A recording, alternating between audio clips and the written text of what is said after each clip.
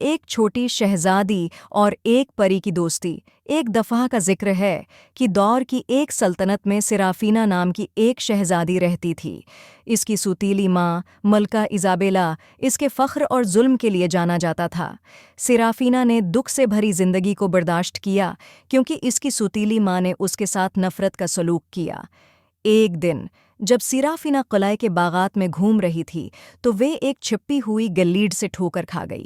اپنی تنہائی میں اس کا سامنا ایلیسیا نامی ایک پراسرار پری سے ہوا جو کانٹوں کے جال میں پھنسی ہوئی تھی۔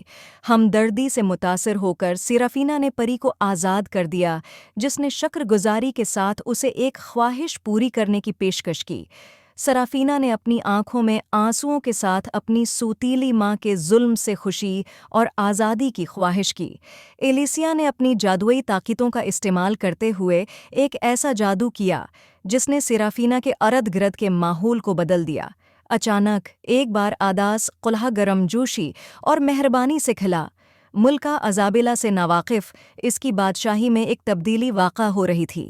سرافینا کی نئی خوشی اور مہربانی اس کے آس پاس کے لوگوں کے دلوں کو چھونے لگی۔ ایک زمانے کی ظالم ملکہ نے اپنی سوتیلی بیٹی میں ہونے والی تبدیلی سے خود کو پریشان پایا۔ ایلیسیا مثبت تبدیلی کا مشاہدہ کرتے ہوئے خود کو سرافینا کے سامنے ظاہر کرنے کا فیصلہ کیا۔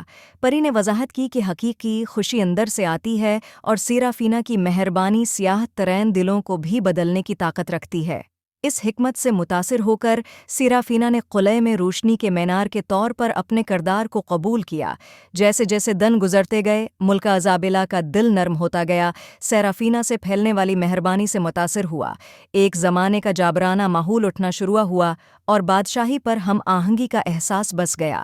سرافینا کی کہانی احسان کی تبدیلی کی طاقت اور انسانی دل کے اندر موجود جادو کا ثبوت بن گئی، اور اس طرح اس جادوئی بادشاہی میں شہزادی اور اس کی سوتیلی ماں نے یہ گہرا سبق سیکھا کہ ہمدردی اور نیکی ظلم کے طوق کو توڑ سکتی ہے، جس سے محبت کو بالادستی حاصل ہو سکتی ہے۔